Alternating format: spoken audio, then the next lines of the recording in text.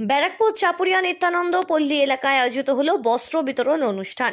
ঈদুজ্জোহা উপলক্ষে চাপুরিয়া আজাদ স্পোর্টিং ক্লাবের পরিচালনায় 200 জন এলাকার আর্থিকভাবে পিছিয়ে পড়া মুসলিম পরিবারের হাতে নতুন শাড়ি এবং লুঙ্গি উপহার হিসেবে প্রদান করা হয়। ইসলাম ধর্ম অনুযায়ী 2 ঈদ পালনের রীতি রয়েছে। রমজানের পর পালন করা হয় ঈদ উল ফিতর এবং এই জিলহজ মাসে হজের সময় পালন করা হয়ে থাকে ঈদ উল আজহা, যা একান্তরে ঈদুজ্জোহা বলা হয়ে থাকে। এই দিনটিকে বকরি ঈদ অথবা কোরবানি ঈদও বলা হয়ে থাকে।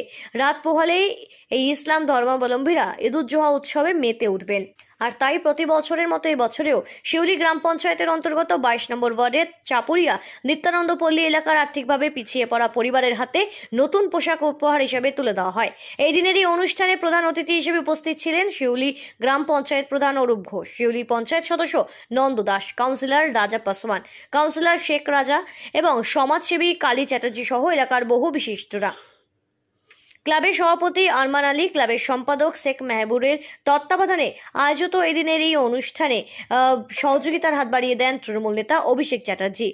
এছাড়াও ক্লাবের প্রাক্তন সম্পাদক আনোয়ার আলী মন্ডল, সফিক বিশ্বাস সহ ক্লাবের সকলের ঐকান্তিক প্রচেষ্টায় এই কর্মকাণ্ড সম্পন্ন হয়। আগামীতেও প্রয়োজনে এই ধরনের উদ্যোগ নিতে চাই, আমরা সকলের পাশে থাকতে চাই, এমনটাই বলেন তৃণমূল নেতা অভিষেক চ্যাটার্জি সহ ক্লাবের উদ্যোক্তারা।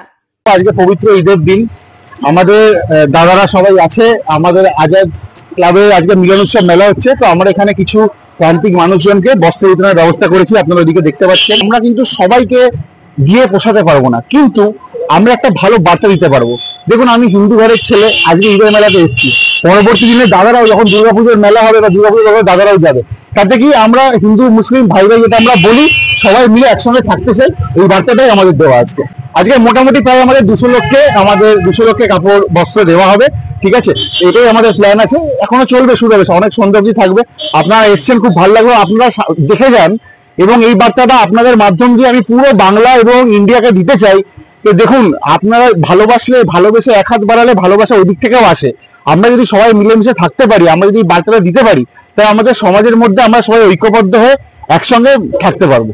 আজকে এই 200 জন লোককে আমরা আমাদের কিছু বস্ত্র বিতরণ দিয়ে আমাদের এই শুভ দিনটাকে আরো পবিত্র করে সবার মধ্যে এই খুশি ছড়িয়ে দিতে চাই। প্রতি বছরে না, এবছরে আমরা এই অনুষ্ঠানটা করে এসে থাকি। সমাজের মানুষদের যত যারা শাড়ি, গরিব মানুষ আছে শাড়ি লুঙ্গি, অতএব বছরে একটা রক্তদানও করে থাকি। সমাজসেবী যত কাজ মিলিয়ে আমরা করি। দাদা আছে, দাদাকে নিয়ে আমরা সবাই মিলিয়ে মিশিয়ে এটা। আর যে রক্তদানটা করি সেটা আবুল কালাম আজাদের যে জন্মদিন উপলক্ষে আমরা রক্তদানটা করে থাকি।